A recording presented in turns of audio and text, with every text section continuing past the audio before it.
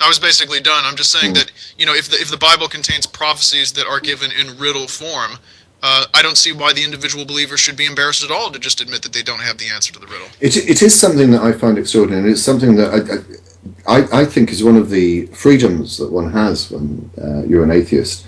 Uh, it seems that we have the capacity to say, I don't know, we're uncertain about this, we're still looking into this.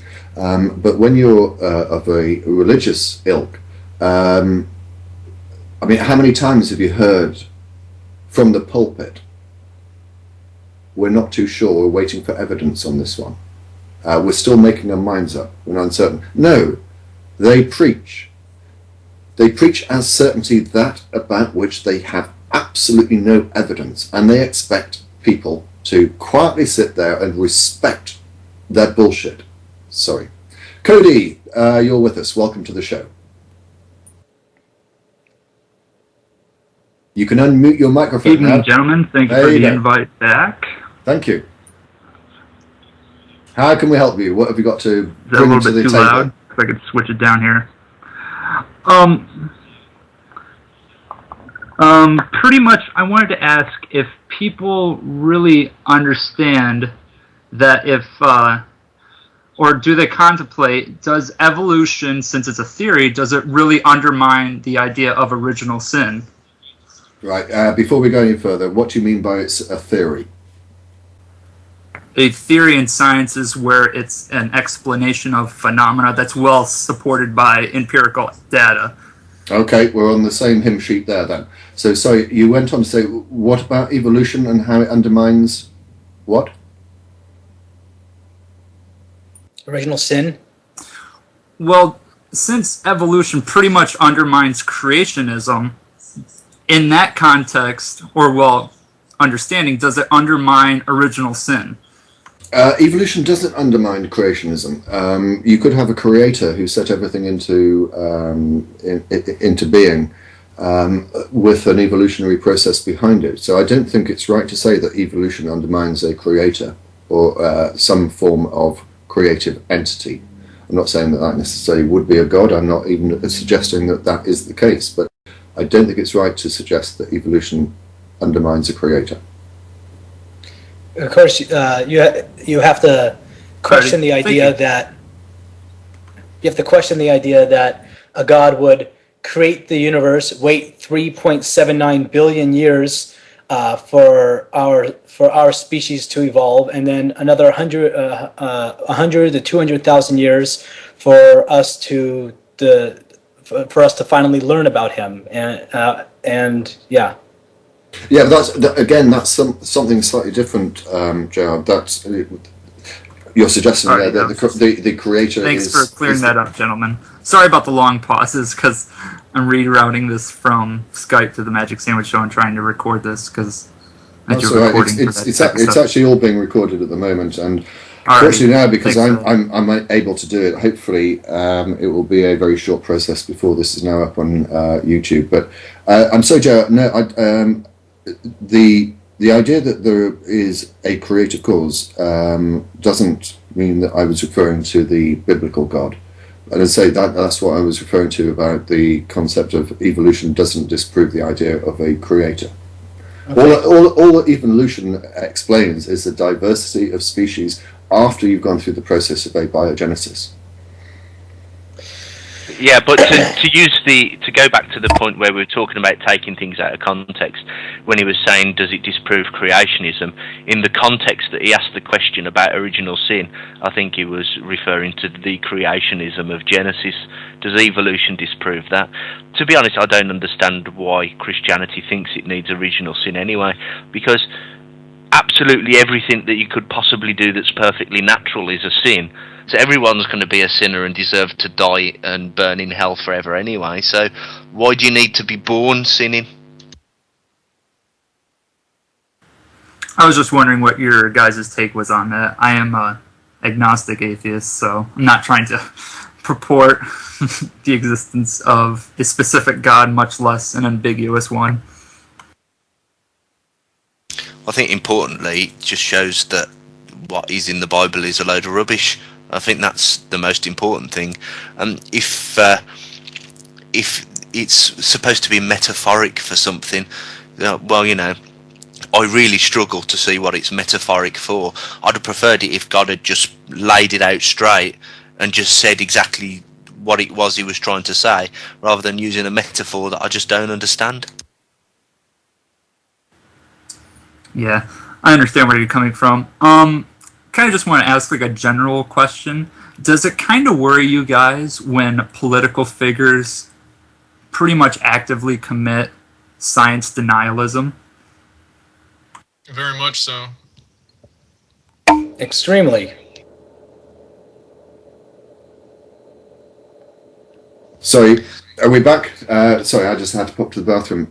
There's a point that occurred to me, and I don't know quite where we got to in the conversation, but just going back to this issue, there is in my view, a mistaken concept that evolution does disprove a creator. It doesn't. What it does do is challenge the idea that of young Earth creationism.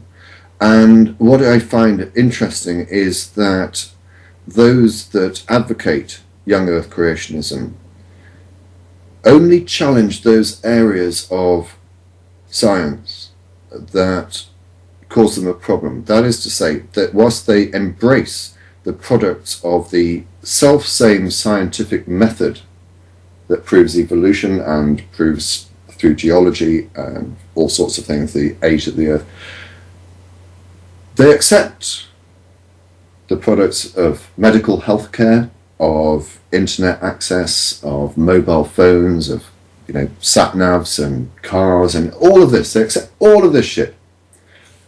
The only things they challenge are effectively evolution and geology and radiometric and carbon dating. Now, why is it that global warming as well? Well, no, global warming's got nothing to do with the age of the Earth. They ignore that on the basis that religion is used as a tool. Religion is being used as a tool, isn't it? That's why I dislike it when politicians ignore science, because sometimes to be a good leader, you've got to do what is unpopular, because you know it's best for the people, even though the people don't want it. Now, if the people that say, "Oh, I believe in a creator" and stuff, some of them probably don't, and they're denying the scientific proof because they want to be popular with the voters. Now, if they're going to act based on what's popular, which actions most people want you to take, rather than what the evidence suggests is the best route, then they're easily going to be manipulated by people who don't give a damn that they're going to kill lots of endangered species and warm up the planet. They just want to make lots of money, and what they'll do is they'll use lots of money to put out the idea that global warming's never going to kill everyone because God promised he would never destroy the Earth again. And then the religion is used no, he didn't. He did not promise that. What he promised with his covenant of the rainbow is that he would never flood the Earth again. Now, when you read the book of Revelation, it's abundantly clear that it's not water that he's going to use next time, it's going to be fire. He did not promise not to destroy the Earth. Well, okay, well, we don't need to worry about the ice caps melting and drowning us all then, do we? Because God promised he wouldn't flood the Earth. But, it's quite easy to say that God promised he wouldn't do X, Y, and Z, and a lot of people won't bother checking it out. They'll just go, yeah, that's right. Well, in a way, I'm surprised that no creationist has tried to use this, or Christian has tried to use this to claim that the Bible has some scientific validity. If it does say that God is going to destroy the earth with fire, then essentially that's what's going to happen. And a few billion years' time, as the sun exhausts the hydrogen fuel in its core and leaves the main sequence and becomes a red giant, the earth will be consumed by the expanding gases. And the earth will be burnt to a crisp.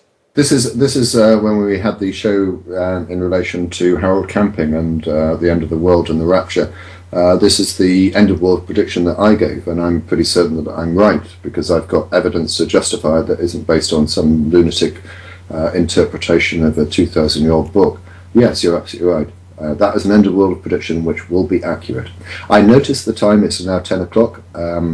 I would like to wrap up fairly soon, and I will go through everyone that's still in the call. But before I do, I just again want to mention in 2 weeks' time it will be the charity event, 24-hour show on Blog TV in aid of Doctors Without Borders, and we are inviting people to donate items for the eBay auction. And one of the items I am offering up for auction is my collection of things that Peter Popoff has sent me over the course of the last 6 months, I think. I've got about 6 months worth here.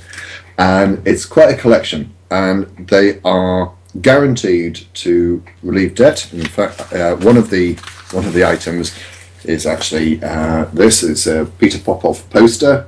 God wants you to be free from debt. But amongst other things, we have, I can't find the other bit, hang on a second. We've got a gold lace necklace, right? This is how he sells it, a gold lace necklace, which is a piece of string and a piece of plastic, and you've actually got to put the piece of string and the plastic out. He's not even bothered to do that.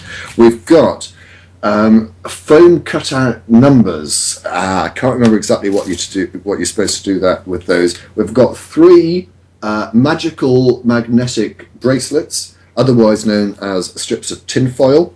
We have here, I love this one. This is a wafer, consecration wafer, plus the other bits in it. I know it looks like a bag of drugs, but the other bit in it is powder.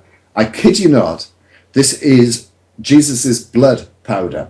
So what you have to do is take the wafer out, and you've got to add water to the powder, and obviously it'll turn red, and you'll then be eating the body of Christ and drinking his blood. There are 2 of those. There are a number just on that note, can you get any DNA out of that blood? Because then we could verify that he didn't have a father. Yes, transubstantiation. We better or keep that away from metaphorical. Twilight fans. God is not to be questioned. Don't ask such stupid questions. Right, Sorry, CPR. We've got 2 of these. I'd love to go to a bunch of cannibals living in Papua New Guinea and let them hear these horrible stories about Westerners drinking blood and watch them shiver and think what a bunch of barbarians they must be. Yeah, let's do it. We've got 2. These are erasers, and they've got a dollar bill printed on them. Interesting enough, they don't have "In God We Trust" written on it, but they will rub out your debts. And I think what you're supposed to do with that is, again, instructions will come with this. I think you write out in pencil whatever your debts are, and then you use one of Peter Popoff's erasers and you rub them out and they will disappear. Another one of those, another bracelet. This one is really weird. I can't remember what this one is. It's really spooky. I don't know how well you can see it. It's a little plastic container. It's not drugs in this one. It is some sort of fluid, and it's kind Like the Miracle Spring Water? Semen. It's kind of green. No, the Miracle Spring Water is somewhere in here. I know it's here. Hang on a second. I'm sorry, another- while you're searching for that spring DPR, water. there's just another layer of weirdness. They're drinking what they think is the blood of their savior. I'm pretty sure that would leave the cannibal pygmies scratching their heads even more. They're like, wait a minute. They're angry with the Jews for killing him, and then they drink the blood of the person that they think was... I mean, do they think that... I mean, they probably say, well, it makes sense. They're probably trying to gain his power. I mean, why don't they just dig up his body and drink his blood directly from his skull? They can't dig up his body because he was resurrected, you idiot. There is the Miracle Spring Water. That is included, as is a bit of blue cloth. I know it doesn't look blue in that picture. Don't ask me about the blue cloth. I've no idea. There are some sort of like incense sticks as well. There's another bag of drugs, and there's. I'm going to do a video about it. Everything will be explained. But as I say, if you've got anything that you could possibly donate to the charity event, please look at one of my previous videos and send a message to the email, which is included in it. Oh, sorry. There's a. I love this one. This is a bracelet. This is a paper bracelet. You won't be able to read it. It actually has $1,000 written on it. And this one you're supposed to wear around your wrist for a day or 2 and then send it back to Pop-Up with a seed donation of about $20, and suddenly you will get $1,000. Anyway, on that note, can I thank everyone? Can I say something? Yes, I'm going to go through everyone, and I'll start with you, JR. Something about your video on your video promo, it uses that Queen's music. I know you and I both used that song before, but I guess something's changed now, and it's no that video. Any video that uses that music is now blocked in England. A couple of my videos are. I believe yours is too.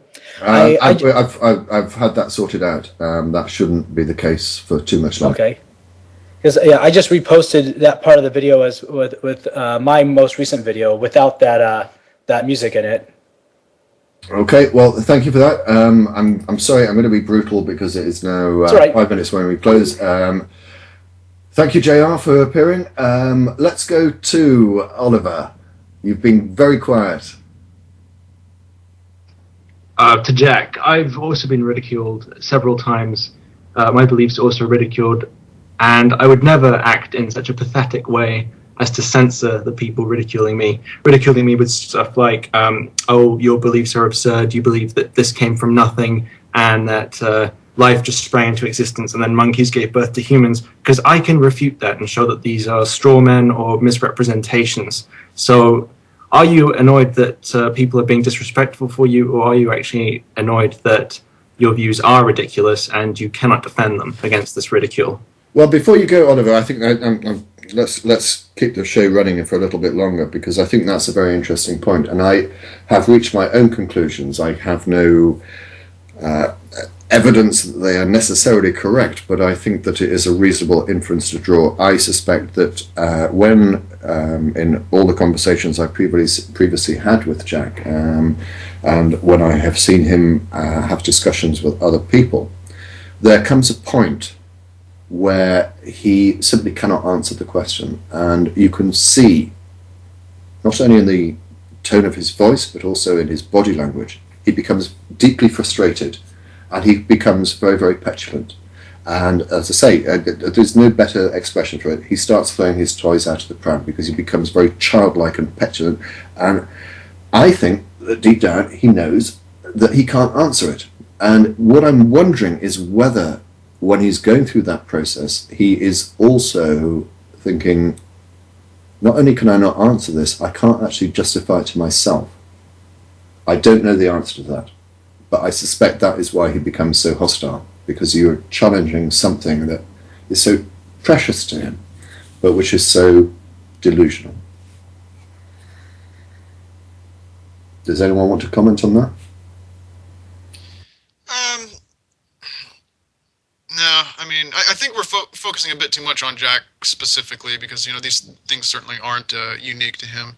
And I do think, I actually apologized to him after he came on the show last time, because, you know, he came on and I called him an asshole and some other things, and I said to him, look, Jack, you know, I'm sorry about that. I meant the things that I said, but when you come onto the show and you're outnumbered and you're in enemy territory, it was kind of a cheap shot.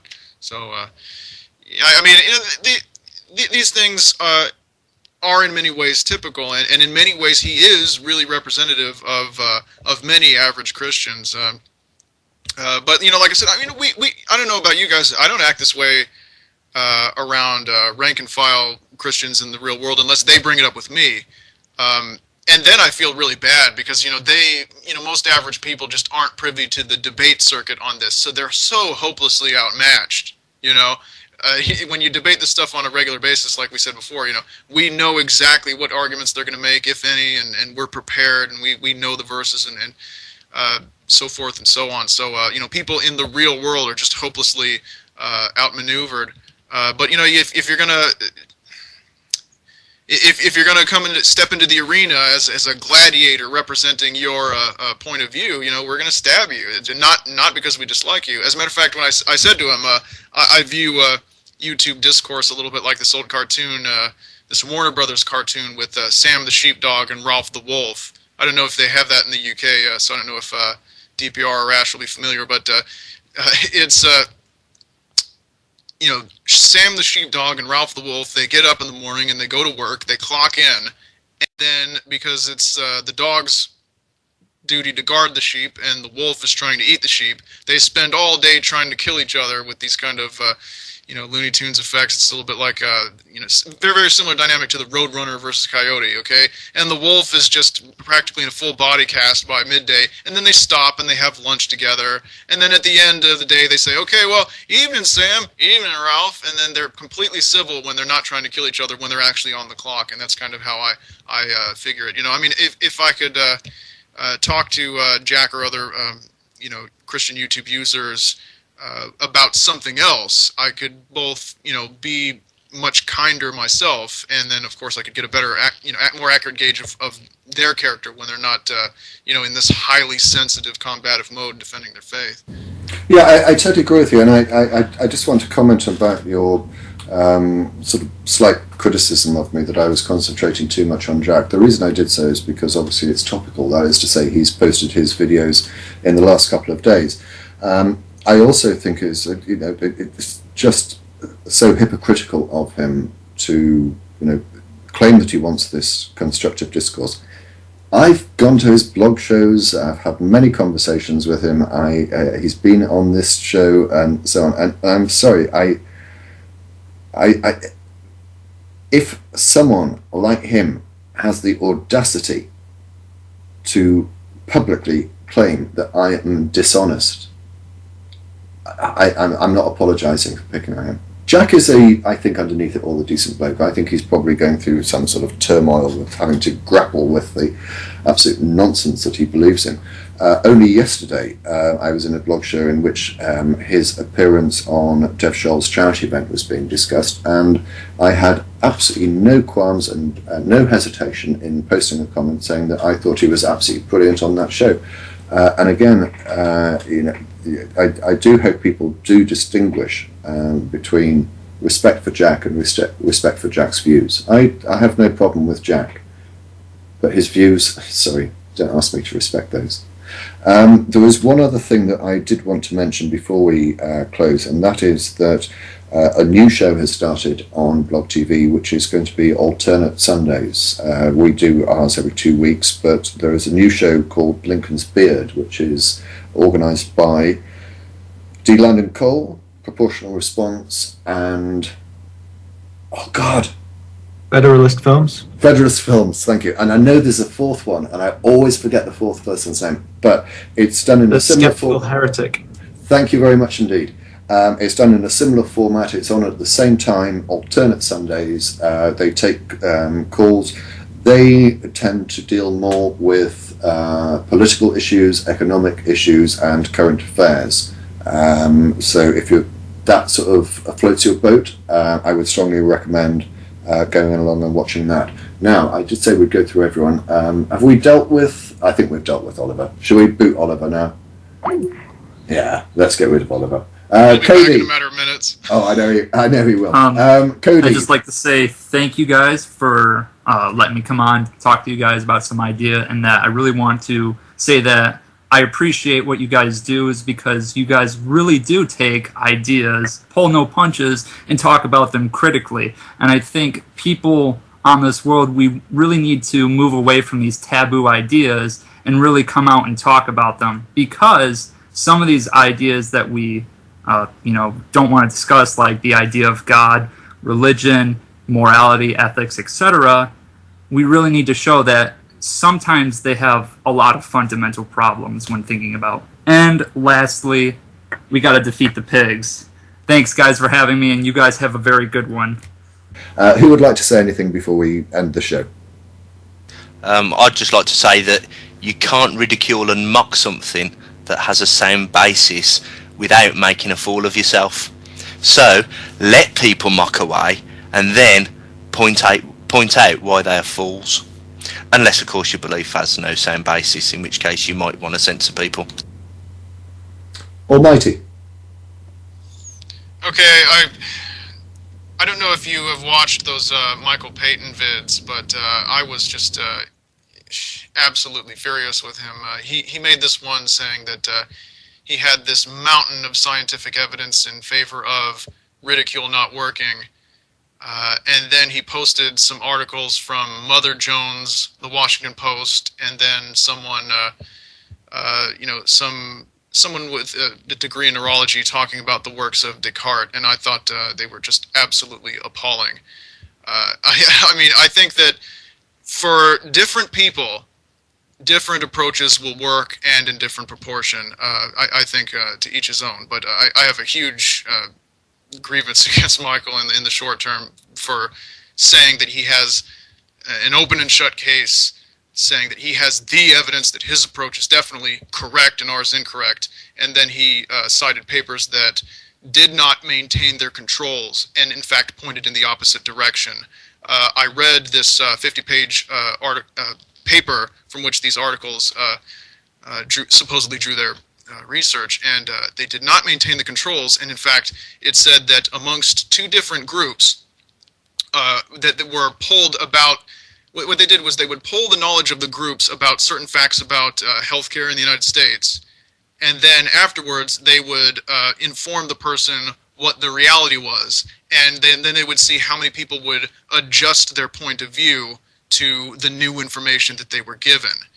And what they found, it says very clearly, the group that got, I forget the term they use, I think the group that retrieved the most, the rough treatment, I forget the exact term that they use, but basically the people who really had the more, I'm really drawing a blank here, they used a term that was just, you know, I think when really, when you mentioned it before the show, I think you used a word like as simplistic as harsh or something like that. Those the people who got the harsher approach were more likely, according to that group, to change their point of view. Now that's not conclusive evidence because, like I said, they didn't maintain the control. In one, they called people at their homes at random, and in the other, they had a group of college students, which is why I thought this paper was just absolutely appalling in how poor its sources, how poor it was as a source. But even then, what little evidence it provided pointed in the opposite direction of what Michael says. Is this, the stern approach does work, and in either case, it didn't cover ridicule, but it actually went at length about how. In the case of this studies on global warming and about claims of Iraqi WMD, how the dry factual refutation often backfired, which is exactly what we've been saying, and it's exactly what people who either permit or encourage ridicule have been saying, and that is that the dry snoozer argument often does backfire, and he cited that as a proponent of the system that the paper itself said failed. So I really, if you're going to say, the moment you say that you have a mountain of scientific information on your side and you are objectively correct, you've upped the ante to the point where, you know, I'm just not going to let you off the hook even for the slightest mistake. Okay, so there we go. Something worth looking into. If you've got any views about anything that's been discussed, please post a comment on these videos are posted on YouTube, which hopefully will be in no more than a couple of days, provided that my computer has actually recorded them. Otherwise, send any one of us a message on YouTube, and you know, we'll consider having a rerun of this topic on another show, or having you on a future show. But for now, I apologise, as I say, to People Blog TV for reasons I explained before. I'm not actually watching it, so anyone that has been posting comments, I apologise, I've not been reading them. But thank you very much for turning up, and as I say, we will kind of see you in 2 weeks, but it'll be somewhat different. Thank you very much to the Rationalizer and also Almighty Athismo. I hope you've enjoyed the show, and we shall see you again in 4 weeks' time. Thank you very much.